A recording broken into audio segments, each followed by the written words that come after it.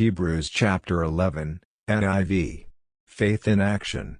1. Now faith is confidence in what we hope for and assurance about what we do not see.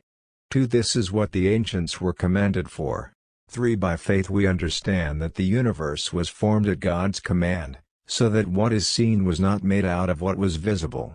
4. By faith Abel brought God a better offering than Cain did. By faith he was commended as righteous, when God spoke well of his offerings. And by faith Abel still speaks, even though he is dead. 5. By faith Enoch was taken from this life, so that he did not experience death. He could not be found, because God had taken him away. For before he was taken, he was commended as one who pleased God. 6. And without faith it is impossible to please God, because anyone who comes to him must believe that he exists and that he rewards those who earnestly seek him. 7. By faith Noah, when warned about things not yet seen, in holy fear built an ark to save his family. By his faith he condemned the world and became heir of the righteousness that is in keeping with faith. 8. By faith Abraham, when called to go to a place he would later receive as his inheritance, obeyed and went, even though he did not know where he was going.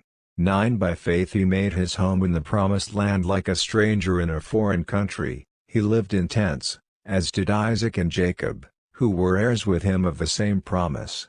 10. For he was looking forward to the city with foundations, whose architect and builder is God.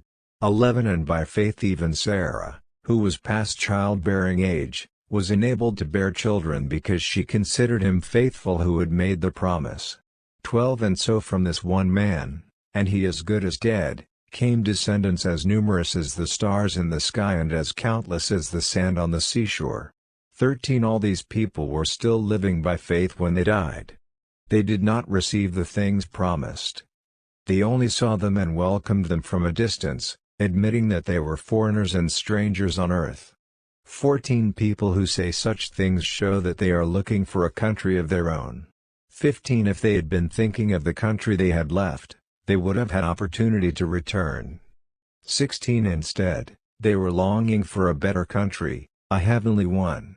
Therefore God is not ashamed to be called their God, for he has prepared a city for them. 17. By faith Abraham, when God tested him, offered Isaac as a sacrifice. He who had embraced the promises was about to sacrifice his one and only son. 18. Even though God had said to him, "It is through Isaac that your offspring will be reckoned." 19. Abraham reasoned that God could even raise the dead, and so in a manner of speaking he did receive Isaac back from death. 20. By faith Isaac blessed Jacob and Esau in regard to their future.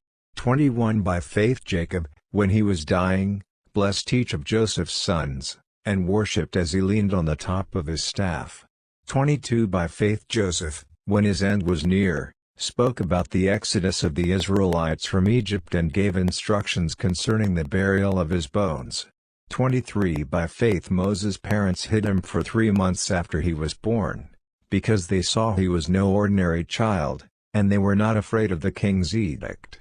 24. By faith Moses, when he had grown up, refused to be known as the son of Pharaoh's daughter. 25. He chose to be mistreated along with the people of God rather than to enjoy the fleeting pleasures of sin.